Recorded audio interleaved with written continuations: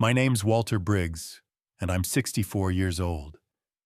For 37 years, I worked as a mechanical engineer at the grain elevator outside Dodge City. I never made a fortune, but I earned every dollar with grease on my hands and the Kansas wind in my face. After my wife Ruth passed, the only thing that kept me steady was this land. 86 acres of Briggs soil passed down from my father, who used to say, "Land doesn't forget who works it." Most mornings, I still wake up before dawn, brew my coffee black, and write down the day's tasks in my ledger. I've been keeping those ledgers since 1983. Every tax payment, every crop yield, every gallon of fuel for the tractor. It's not about the numbers. It's about order, discipline, proof that the world still makes sense if you track it right. My son Derek never cared much for the soil. He left for the city after college, said there was no future in farming. He visits once every few months, usually driving some shiny truck on lease, talking about real estate deals and passive income. I smile, nod, and refill his coffee, trying not to sound like the old man stuck in the past. Last month he came by, talking fast about unlocking the land's value, some proposal about leasing part of the acreage to a development trust. I told him no. This land isn't an investment. It's a promise. He smiled that city slick grin of his and said, "You'll see it differently soon, Dad." I didn't like how he said it, like he already knew something I didn't. 2 weeks later, a letter arrived from Midwestern Bank. "Dear Mr. Briggs, this notice confirms your request for loan reassignment on property parcel hash 6421, effective March 15th. My chest tightened. I hadn't requested anything.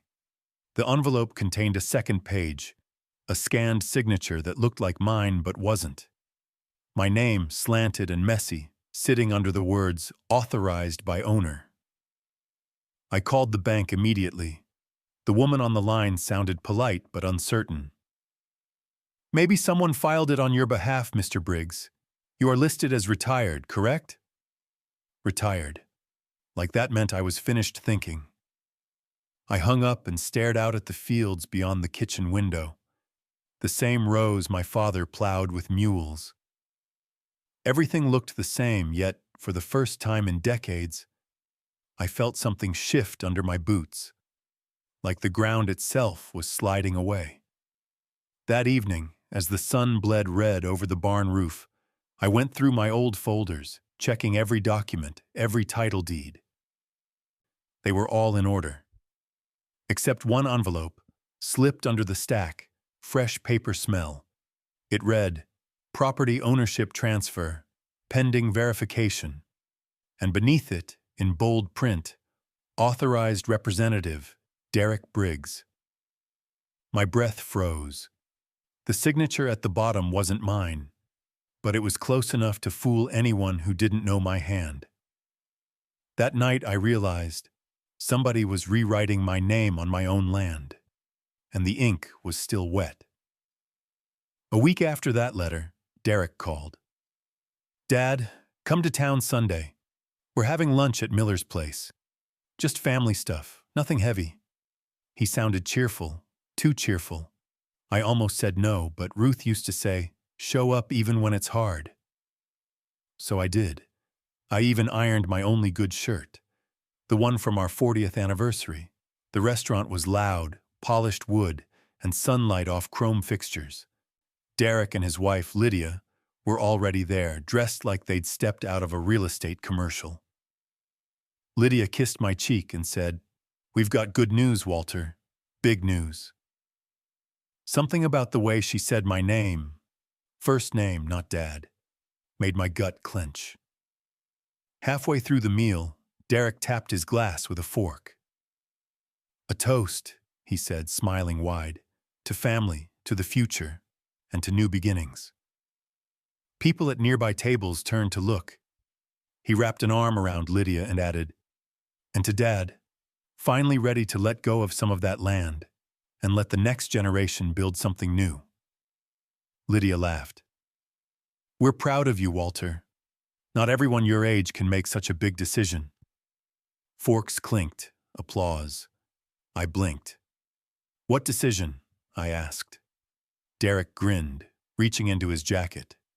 He pulled out a folded sheet of paper and set it beside my plate like it was a menu. The authorization, Dad. You signed last month. The trust paperwork is all in motion. I unfolded it slowly. My name, my signature, crooked, faint, but mine to anyone who didn't know better. I didn't sign this, I said, my voice low. Derek chuckled. You probably forgot. It's okay. The bank's already verified everything. It'll make taxes simpler. You'll thank me later. Across the table, Lydia nodded with that tight, polite smile people wear when they're lying. I felt heat crawl up my neck. You forged this.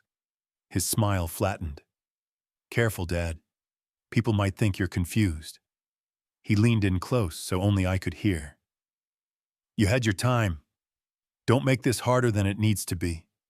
The deal's already done. I stared at him, the boy I'd once taught to drive, now talking like a man closing a sale. My hands shook, not from age but fury. When I finally spoke, my voice came out steady.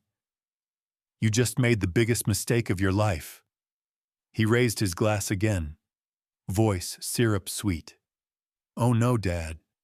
This is only the beginning. Walter grips the forged paper as the room applauds, realizing his own son has already started selling his life piece by piece and no one else in the room knows it yet. The minute we stepped outside the restaurant, the air felt heavier. The Sunday crowd buzzed around the square, kids chasing pigeons, sunlight bouncing off parked trucks. But all I could see was Derek, my own flesh and blood, standing there with that fake calm he used to pull when he'd been caught lying as a teenager. I held up the paper. Where the hell did you get this? He didn't even flinch. From you, Dad. You signed it at the kitchen table 3 weeks ago. Maybe you don't remember. That word again. Maybe you don't remember. Like a knife. I remember everything, I said. Every nail in that barn. Every acre I mowed. And I sure as hell remember not signing this. Derek's smile thinned. Look, you've been off lately. Forgetting dates, mixing up your mail. Lydia worries about you. I'm just trying to make sure things don't fall apart when... When what? I snapped. When I finally stop breathing? People walking by slowed down, watching. Derek glanced around, lowering his voice. You're making a scene, Dad. Don't do this here. I'll do it wherever I damn well please. You forged my name, and you'll answer for it. He stepped closer, his cologne sharp and artificial. You really think the bank's gonna take your side over mine? You've been writing numbers in those ledgers for 40 years like some relic. Nobody even believes you can balance a checkbook anymore. I stared at him, the words hitting harder than I expected. Not because they were true, but because that's exactly what he'd been telling people. You talk like I'm some old fool, I said quietly. He tilted his head. Then stop proving me right. For a long moment, we just stood there, father and son, 2 generations staring each other down on a cracked sidewalk in front of a restaurant full of strangers pretending not to listen. Finally, he brushed past me, muttering, "Don't fight this, Dad. You'll just embarrass yourself." I watched him walk toward his shiny truck, sunlight glinting off the tailgate like a blade. "Derek!" I called after him.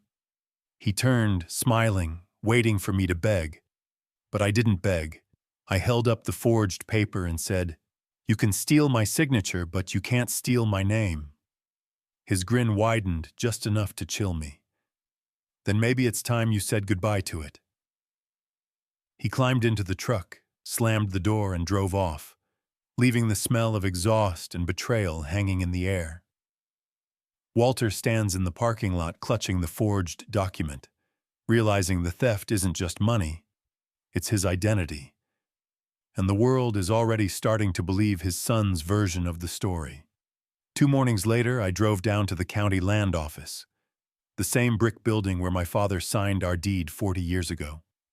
The woman at the desk, glasses low on her nose, greeted me like she already knew why I was there. "Mr. Briggs," she said carefully, "I was just about to call you." That sentence never ends well. She handed me a printed notice. Across the top, in block letters, "Notice of public auction, Briggs Family Trust property. Auction date, 3 weeks out. Seller listed as Authorized Representative Derek Briggs." My name was nowhere on it, not as owner, not even as beneficiary. My stomach turned cold. "This can't be right," I said. "That trust doesn't exist." The clerk's eyes flicked toward the hallway. "It does now. Paperwork filed and notarized last Thursday. Everything looked in order." I gripped the counter. "Who notarized it?" She hesitated. "Lydia Briggs." My mouth went dry. My son's wife. They hadn't just forged my name. They'd built a whole story around it. By afternoon, the local paper ran a short piece. "Briggs Farm to be auctioned. Son steps up to help ailing father transition assets." Ailing father. They made it sound noble, like a mercy act. When I went to the diner that night, the regulars quieted as I walked in. "Hey, Walt," old Rick muttered. "Heard you're finally letting the young ones take over. Good move, man." I wanted to shout, to tell them it was all a lie, but their eyes said they'd already chosen the version they wanted to believe, the one where I'd lost a step, gone soft in the head. I walked out without ordering. The air outside tasted like dust and shame. At home, I spread the newspaper on the kitchen table beside my ledgers. The ink from the headline bled slightly into the wood. I kept staring at the word auction until it stopped being a word and started feeling like a countdown. The next morning, I drove out to the edge of town to see Eddie Garrison, an old friend from my engineering days. He used to joke that I could balance a bridge by eye. Now he works in county land compliance, the kind of man who knows when paperwork smells wrong. He opened the door, squinting. "Walt Briggs, I thought you retired from trouble." "Guess trouble didn't retire from me," I said, handing him the forged documents. He read them once, then again slower. "You say Derek filed this himself?" "I don't say, I know."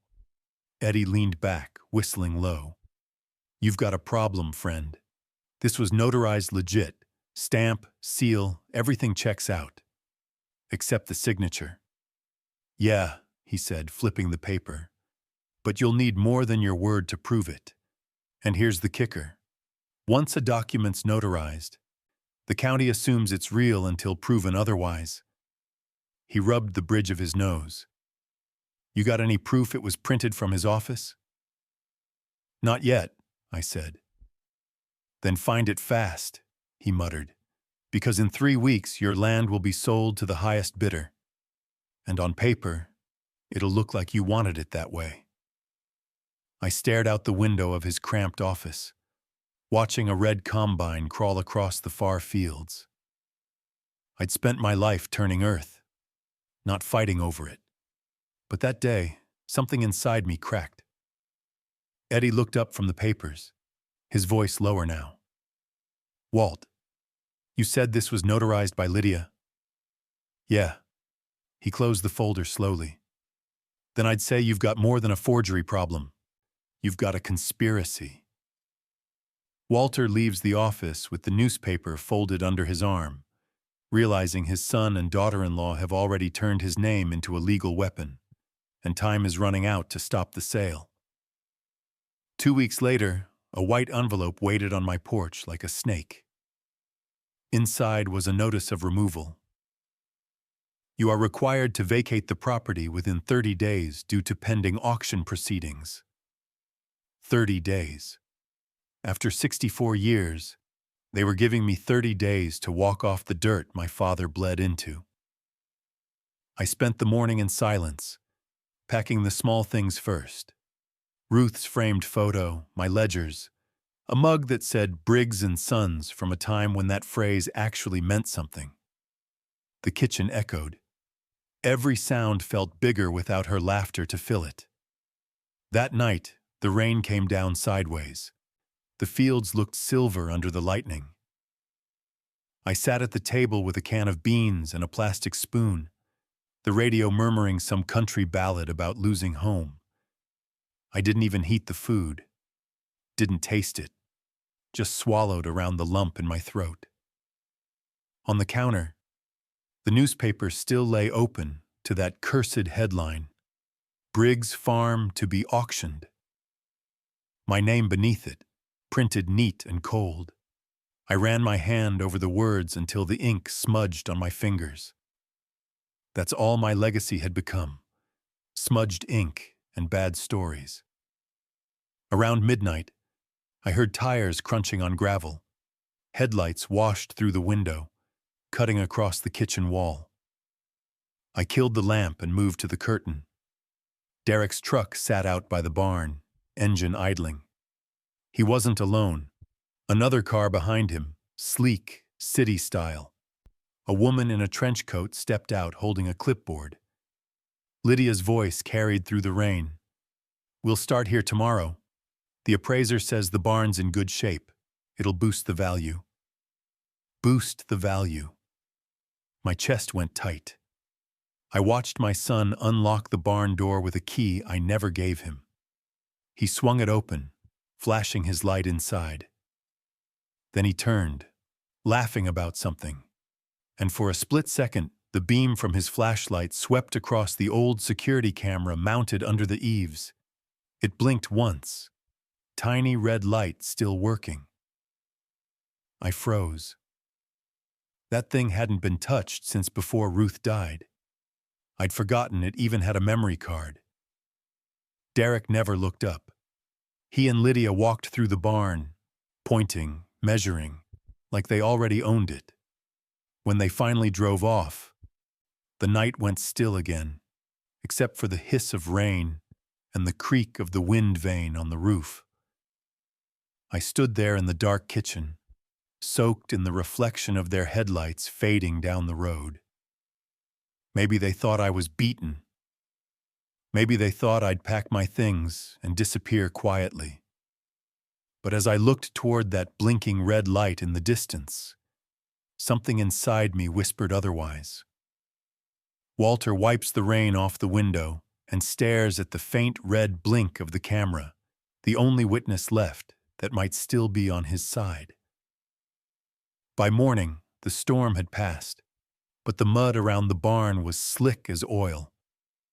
I pulled on my boots and trudged through it, the sky a flat gray sheet. The whole place smelled like wet hay and rust. Old memories mixed with the present mess. The camera was still there under the eave, half covered in cobwebs. I wiped it clean with my sleeve, popped the back panel open, and there it was, a small SD card blinking at me like a heartbeat.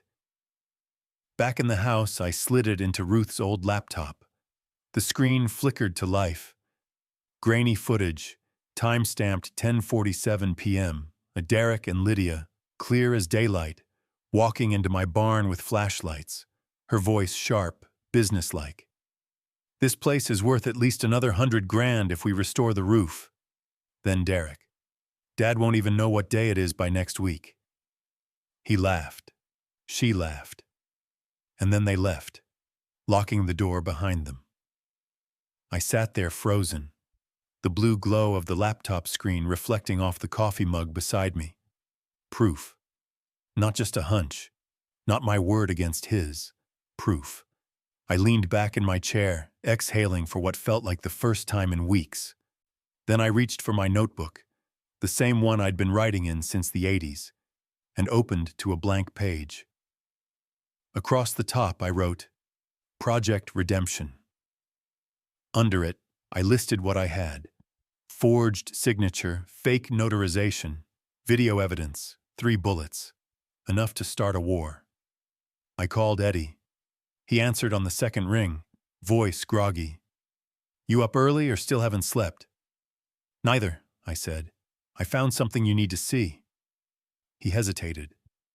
You sound different. I am, I told him. Last night, I was a man about to lose his farm. This morning, I'm a man with proof. He whistled low. Bring it over, Walt. But whatever you're thinking, be careful. Derek's got the county wrapped around his finger. I don't need the county, I said. I've got math. Math doesn't lie. After the call, I looked around the kitchen. Boxes half packed, newspaper on the table, Ruth's photo beside my ledger. I turned the frame so she faced me. You always said the paper trail never lies, I whispered. Let's see if you were right. I slid the notebook and the SD card into my coat pocket. Before stepping outside, I paused by the window, watching the fields.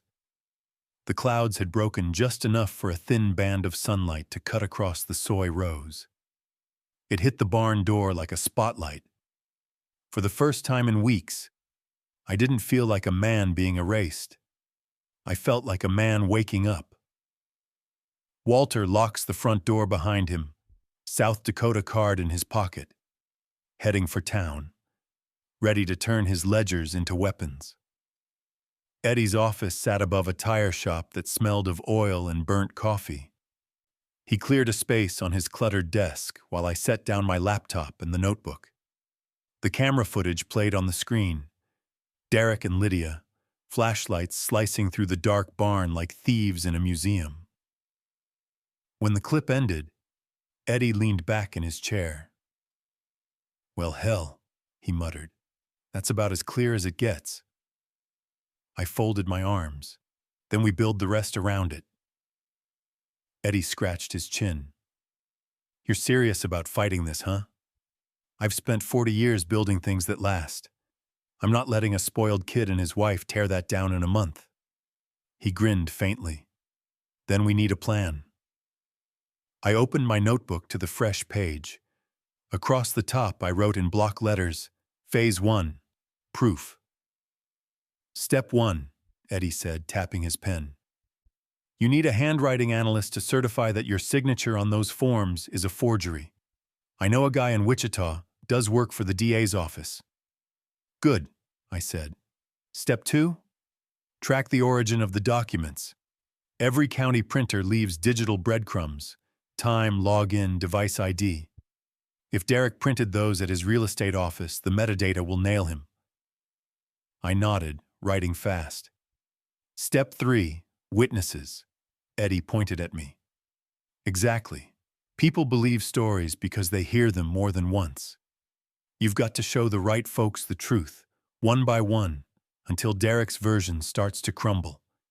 Make it impossible for them to pretend they didn't know. And step 4? I asked. He smiled thinly. Exposure. You don't win in the shadows, Walt. You win in the open. Take it public. Court, media, town hall, whatever stings him hardest. You ready for that kind of fight? I thought of the nights eating cold beans, of the auction notice with my name stripped off it, of Derek laughing in my barn. Yeah, I said quietly. I'm ready. Eddie leaned forward, lowering his voice.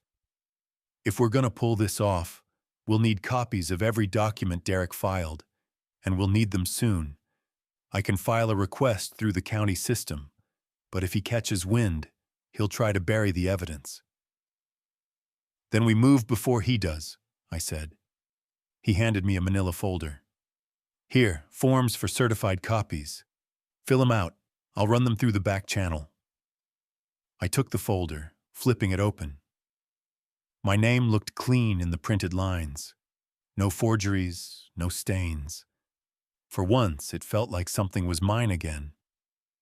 As I packed up, Eddie said, You know, Ruth used to tell folks you could balance a checkbook better than any accountant. She was biased, I said. Maybe, he replied, but she was right. I smiled for the first time in weeks. Then let's prove it. Outside, the sun hung low over the rooftops, painting the asphalt gold. I tucked the notebook under my arm and started toward my truck. For the first time, every step had purpose. 4 steps, 4 hammers, proof, trail, witnesses, exposure. One good swing at a time. As I reached for the door handle, my phone buzzed. A text from an unknown number. Stop digging, old man. Some things are better left buried. No name, no signature, just threat. I stared at the screen, thumb hovering over reply, then slid the phone back into my pocket. The war had officially begun. Walter starts his engine. The text still glowing on the seat beside him. Proof that Derek knows he's coming, and he doesn't plan to play fair.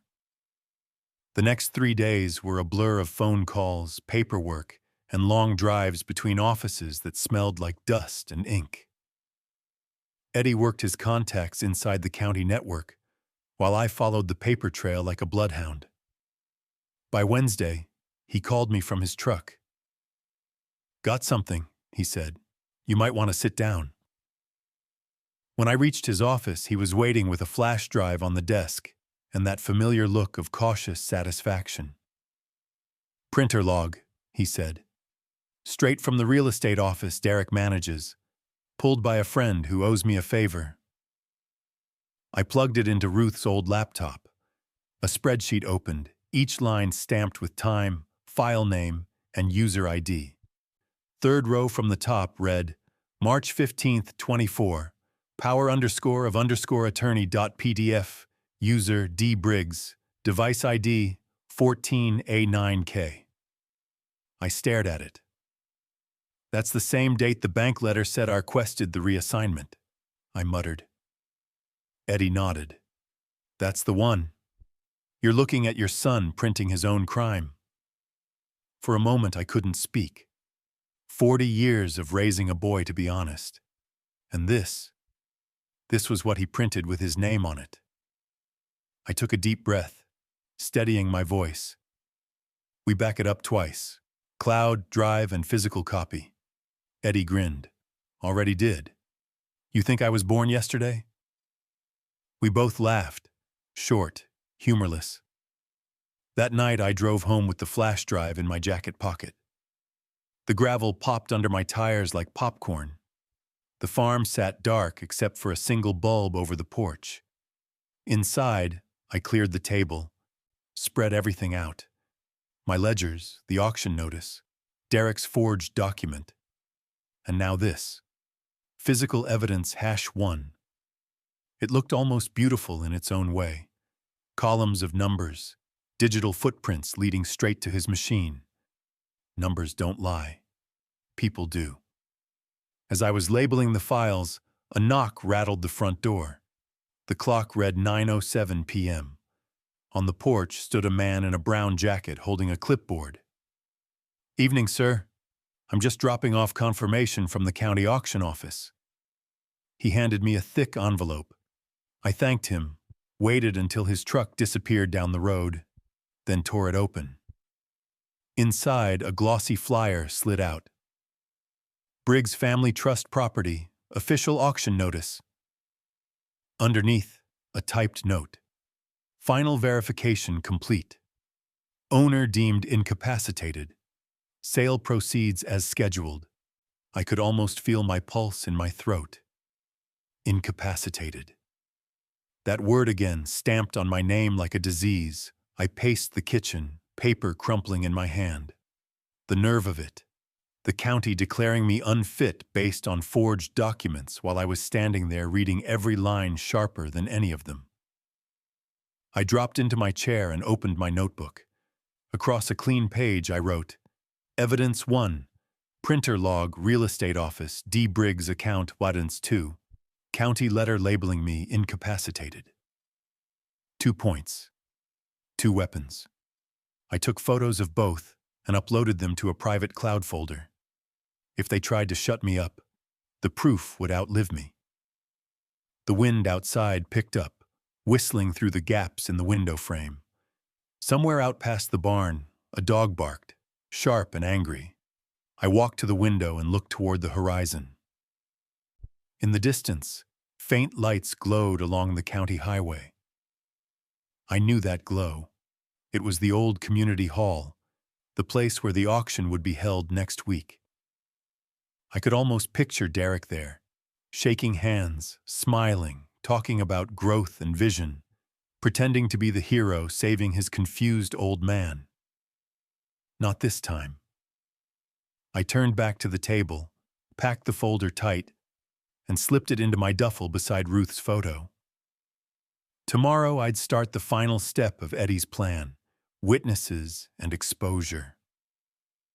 For the first time in months, sleep came easy, until just before dawn, when my phone buzzed again. A text, same unknown number as before. "You're digging your own grave, Walt. The auction's just business. Don't turn it into a war." I stared at it, heart steady now. "Too late," I whispered. "The war's already started." Walter deletes the message, pockets the flash drive, and looks out at the faint lights of the county hall.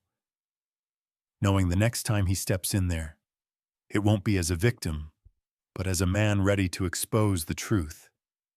The county community hall hadn't changed since the 1980s. Same yellow lights, same creaky folding chairs, same smell of burnt coffee and floor wax. But that morning, it looked different. My name hung on a banner at the front, like a tombstone. Briggs Family Trust Auction, Saturday 10 a.m. People packed the rows, farmers in ball caps, developers in pressed suits, reporters with little notepads. And there, at the front, stood Derek, polished as ever, shaking hands like a politician. Lydia beside him, smile glued on. Eddie slipped into a seat near the back. He gave me a nod that said, "You sure?" I nodded back, too late to turn around. A man from the auction board tapped the microphone. "Welcome, folks. Today we're here for the Briggs Family Trust sale. The representative of record, Mr. Derek Briggs, will begin with a short statement." Derek stepped forward, voice slick as oil. "First, I want to thank everyone for coming. My father's health has been a concern these past few years, and with his blessing, we're transferring the property into a trust for responsible development." A ripple of polite sympathy ran through the crowd. Someone whispered, "Poor old Walt." I rose from my seat. The microphone squealed when I spoke. "That's a lie." Every head turned. Derek froze for a second, then forced a smile. "Dad, why don't you sit down? We talked about this." "No," I said, walking to the front, duffel under my arm. "You talked. I listened. Now it's my turn." The auctioneer hesitated, glancing at Derek. "Mr. Briggs, perhaps we should—" "Let him talk," someone in the crowd said. I unzipped the duffel and pulled out a binder. The room rustled with whispers. "You all deserve to know where this auction money comes from," I said, flipping the first page toward the crowd. "These aren't donations. They're stolen wages. Mine." I held up the printed spreadsheet. This log was pulled from the real estate office where my son works. It shows exactly when the power of attorney giving him control over my farm was printed, by his own user ID. A few gasps, a cough, chairs shifting. Derek laughed, too loud. "My father's confused. Anyone can fake a spreadsheet. He's been under stress." I cut him off, voice rising. "Then maybe this will refresh your memory." From the duffel, I lifted my laptop, already queued. The screen flickered onto the projector the auction board used for property slides. The grainy footage played. Derek and Lydia in my barn, flashlights moving, her voice clear as a bell.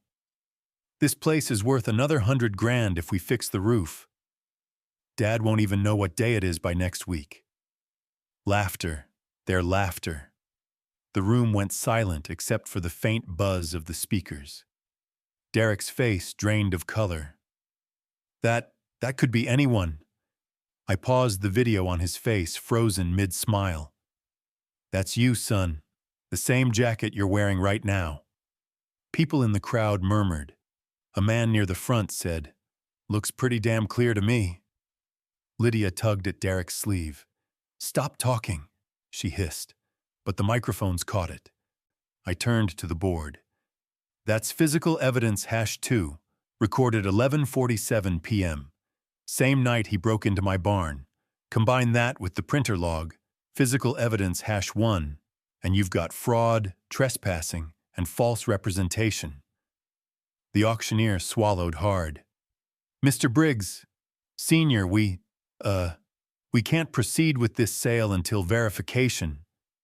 Derek lunged for the mic. "You can't just take his word. He's senile. He's making up stories. Look at him." But nobody was looking at me. They were all looking at him. Eddie stood up, voice calm but firm. "I'm a compliance officer with the county registry. Those logs are real, and the video's timestamp matches the system clock. This auction's over." The crowd erupted, some shouting, others filming on their phones. Derek's polished mask cracked clean down the middle. He turned on me, eyes wild. "You think this fixes anything? You think you can humiliate me in front of my partners?" I met his glare and said quietly into the microphone, "I don't have to humiliate you, son. You did that yourself." For a heartbeat, silence filled the hall, thick, electric. Then Derek shoved past a row of chairs and stormed out the side door, Lydia trailing behind him. The auctioneer looked at me, pale. "Mr. Briggs, we'll suspend proceedings pending investigation." I nodded, closing the binder. "Good. Just make sure the truth gets the same headline the lie did." As I left the stage, people stepped aside, murmuring apologies, pats on the shoulder, a few quiet, "good for yous." Outside, the wind carried the smell of dust and diesel. I stood on the steps, watching Derek's truck tear out of the parking lot, tires screaming like anger itself. Eddie joined me, hands in his coat pockets. "You just turned that auction into a courtroom." I exhaled. "That's the idea." He nodded. "He won't take it lying down." "I'm counting on it," I said. As Derek's truck disappeared down the road, Walter's phone buzzed again. Voicemail notification.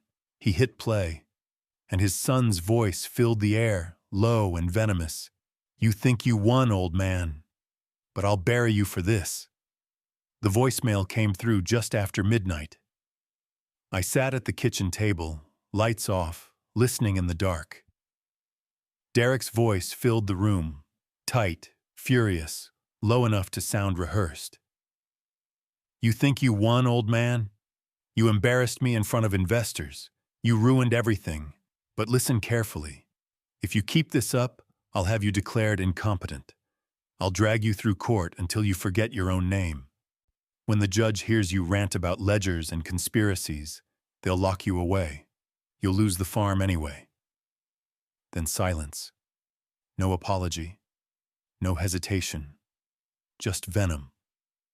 I replayed it once, twice, until I could hear the tremor under his rage, the sound of a man scared for the first time in his life. I forwarded the message to Eddie. 10 minutes later, he called back, voice sharp. "That's a felony threat, Walt. Elder coercion recorded. We're not just talking paperwork anymore." I rubbed my eyes. "So what do we do?" "You let me make a call," he said. "There's someone you need to meet." By morning, I was sitting in Eddie's office again. A woman in her 50s stood by the window, hair tied back, legal pad under one arm. "Walter Briggs," she said, offering a hand. "I'm Caroline Marks, agricultural law. Eddie briefed me. I used to prosecute elder exploitation before I went private. I shook her hand. Firm grip, the kind that says she's carried heavier fights. Caroline pulled a small recorder from her purse. You still have that voicemail? I handed her my phone. She played it, expression hardening as Derek's voice filled the room. When it ended, she set the device down carefully. That's intimidation and coercion, recorded admission. It's gold. Eddie leaned forward. He's digging himself deeper by the hour. Caroline nodded. You've got evidence of forgery, a printer log, a video, and now a recorded threat. That's a solid foundation. What you need next is chain of custody documentation. Dates, sources, signatures. We'll build this like a prosecution brief. I just want my name back, I said. You'll get more than that, she replied. You'll get the truth in public record. We spent the afternoon building a timeline. Every phone call, every document, every signature Derek forged. She moved through the evidence like a surgeon, precise and cold. By dusk, the table was a battlefield of papers and coffee cups. When she finished, Caroline closed her binder. Here's the next move. We petition the county court for injunctive relief, stop the auction permanently, and open an investigation for fraud. Once the court sees the evidence, they'll freeze Derek's assets. I hesitated. You really think that'll stick? She gave a half smile. I don't think, Mr. Briggs. I know. He handed you the rope. We're just helping him tie the knot. Eddie chuckled. Told you she was good? Caroline slid me a folder. Sign here to appoint me counsel of record. I'll handle the filings. Just keep every original document locked up tight. And Walter, don't go anywhere alone. If he's desperate enough to fake a trust, he's desperate enough to lash out. I nodded. He's already lashed out. Now it's my turn. As I drove home, the last of the daylight bled over the wheat fields, red and gold. I felt the weight of the duffel in the passenger seat, proof of a lifetime reduced to paper and USB drives. The old fear was gone. What replaced it wasn't anger. It was resolve. When I pulled into the driveway, something glinted in the porch light. A single sheet of paper pinned to the door with a nail. I stepped closer, typed words in bold. End this, or I end you.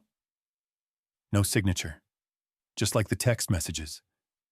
I folded the paper slowly, slid it into my pocket, and looked out toward the dark horizon. The barn light flicked once, wind moaning through the rafters. He wanted a war? He just made it official. Walter locks the door behind him, the threat note still in his hand. Tomorrow, the judge would see everything, and Derek would finally face a battle he couldn't buy his way out of. The envelope arrived on a Tuesday, thick and heavy with official seals. I'd been pacing the living room all morning, coffee gone cold, ledger open beside me like an old friend. When I finally tore the flap, the words blurred for a moment before they settled into focus. Signature analysis. The handwriting on the power of attorney, dated March 15, 2024, is inconsistent with known samples of Walter Briggs. Probability of forgery, 99.7%. I exhaled a breath that felt 20 years long.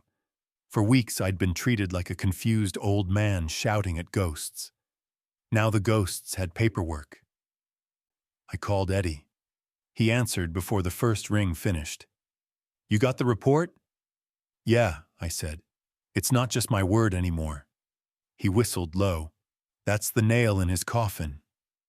When I reached his office, Caroline was already there, sleeves rolled up, papers spread across the table. She didn't waste words. The audit came in too, she said, sliding a folder my way. It's worse than we thought. Inside were rows of transactions, dates, amounts, account numbers. The same account listed over and over. D. Briggs Investments, LLC. Total transfers, $482,000. Caroline read aloud. Funds used for vehicle purchases, property down payment in his wife's name, and 2 international wires flagged as suspicious.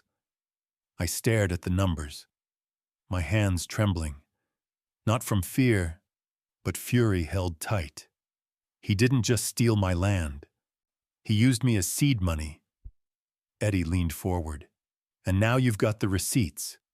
Chain of custody's clean, bank audit, forensic signature report, and that voicemail threat. This is a full package, Walt. Caroline nodded. Tomorrow we file for injunction and criminal referral. Once the judge reads this, Derek's assets freeze. He can't sell, can't move money, can't breathe without paperwork catching it. I almost smiled. Good. I want him to feel what it's like to be cornered by facts. That evening, we met at the diner off Highway 16, the same one where the gossip had started weeks ago. When I walked in, conversations dropped again, but this time the silence felt different. Eddie spread the documents across the table like a poker hand. Proof, he said simply. The waitress poured my coffee without asking. Heard you're taking your son to court, Mr. Briggs. I met her eyes. No, I said. I'm taking him to the truth. Later that night, I drove home under a sky clear enough to see the stars. The barn lights flickered once, then steadied, like they were waiting for me. I set the audit folder on the kitchen table beside Ruth's picture. You always said numbers don't lie, I whispered. Guess they're finally talking. Just as I sat down, headlights swept across the wall. Derek's truck. He slammed the door so hard the sound cracked through the night. I stepped onto the porch, hands steady. He didn't bother with pleasantries. You think a few papers change anything? You think a judge will side with a senile old man over his son? Ask your lawyer, I said. He took a step closer. The porch light hit his face, eyes bloodshot, jaw twitching. You're destroying your own family, he hissed. Mom would have never stolen from her own blood, I cut in. Don't use her name to excuse what you did. For the first time, he looked small. He glanced toward the barn, toward the land, as if realizing what he'd actually thrown away. Then he sneered to cover it. You won't win, he muttered, backing off. People forget. Stories fade. I folded my arms. Not this story. I wrote it down. He got in the truck and peeled away, tires spitting gravel across the yard. I stood there listening until the sound disappeared down the highway. Inside, the house was quiet again. I picked up the phone and called Caroline. He just came by, I said. Did he threaten you? Not with words that'll stick. But he's scared. She paused. Then he's exactly where we want him. Tomorrow, we file. I looked down at the papers. Signature report, audit, voicemail transcript, stacked neatly beside my old ledger. 3 generations of Briggs' work, all leading to this. Outside, thunder rumbled low over the plains. For once, it didn't sound like a warning. It sounded like a countdown. Walter turns off the kitchen light, leaving only the glow of the ledger on the table. Tomorrow he'll walk into court with proof in hand, and Derek will have nowhere left to run. The courthouse smelled of old wood and coffee. When I walked in that morning, the benches were already full. Neighbors, old co-workers, a couple of reporters from the local paper. For months, I'd been the story whispered over eggs and coffee. Poor Walt, losing his mind. Now they'd see the truth for themselves. Derek arrived 10 minutes late, slick suit, fresh haircut, and the same fake calm that used to fool teachers when he'd skipped class. Lydia trailed behind him, pale and stiff. Their lawyer carried a leather briefcase polished enough to blind. Judge Marlowe took the bench, gravel voice cutting the chatter. Court is now in session. Briggs versus Briggs. Petition for injunctive relief and fraud hearing. Caroline leaned over and whispered, "Stay calm. Let the paper speak." Derek's lawyer went first, all honey and polish. Your Honor, my client's father has been under emotional strain since his wife's passing. There's confusion regarding signatures, accounts, even simple memory lapses. The power of attorney was signed voluntarily, for his own protection. I watched the judge's pen move, slow and unimpressed. When it was our turn, Caroline stood. Her tone was steady as steel. Your Honor, we submit certified forensic analysis proving the signature on the power of attorney was forged. Probability of forgery, 99.7%. We also submit a county audit tracing $482,000 in transfers from Mr. Walter Briggs's retirement accounts to an LLC owned by the defendant. And finally, we have a recorded voicemail threatening coercion and competency fraud. She pressed a button. Derek's voice filled the courtroom. I'll have you declared incompetent. They'll lock you away. The room went dead quiet. Caroline let the silence sit for a beat before speaking again. This isn't confusion, Your Honor. It's exploitation by a son who thought his father wouldn't notice. Derek shifted in his seat, whispering furiously to his lawyer. His face had gone pale, the confident grin gone for good. The judge turned to him. Mr. Briggs, do you have anything to say regarding these exhibits? He stood, voice cracking. He's lying. He's been manipulated. That video was fake. Someone edited it. Caroline held up the printed report. Video authentication certified by the County Tech Division. Timestamp verified. Shall I play it again? No, Derek barked, the word echoing against the walls. The judge adjusted his glasses, eyes flat. Enough. The evidence is overwhelming. This court finds the defendant, Derek Briggs, liable for fraud, forgery, and elder exploitation. All assets under the Briggs Family Trust are to be frozen pending restitution. Criminal referral to the district attorney is hereby approved. The sound of the gavel cracked like thunder. Lydia covered her face, shaking. Derek turned red, pounding the table. You can't do this to me. That money was mine to build a future. The judge stared down at him. It was not yours to steal. A deputy stepped forward. Sir, you'll need to come with me. The metallic click of handcuffs filled the room, sharp, final. Derek looked at me as they led him away, something between hate and disbelief in his eyes. I met his gaze and said quietly, You taught me one thing, son. Don't sign what you don't understand. Maybe next time, you'll read the fine print. He jerked his head away as the doors shut behind him. For a long moment, the room stayed still. Then, slowly, people began to rise. Old farmers, neighbors, even the waitress from the diner. One by one, they nodded, a few clapping softly, like they were afraid to break the spell. Caroline packed the folders with a tired smile. You just set a precedent, Walter. County hasn't seen a case like this in years.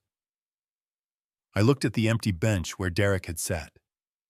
Didn't want to set a precedent, I said. Just wanted my name back. Outside, the winter sun hit my face. The courthouse steps were crowded, cameras flashing, questions flying, but I barely heard them. I looked across the square to where Ruth used to meet me for lunch on her break, and for the first time since she died, the air felt light again. Eddie clapped a hand on my shoulder. You did it, Ledger Man. I smiled. No, we did. We stood there as the courthouse doors swung closed behind us, the echo of the gavel still ringing in my head. a sound that finally meant something good. Bridge to epilogue. Walter walks down the courthouse steps, duffel in hand, papers rustling inside, proof of who he truly was. The town no longer sees a senile old man. They see the man who fought back and won. If you've listened this far, thank you. Tell me in the comments, what would you have done in my place? And don't forget to subscribe to Revenge Stories Men U60 USA, because stories like mine deserve to be heard.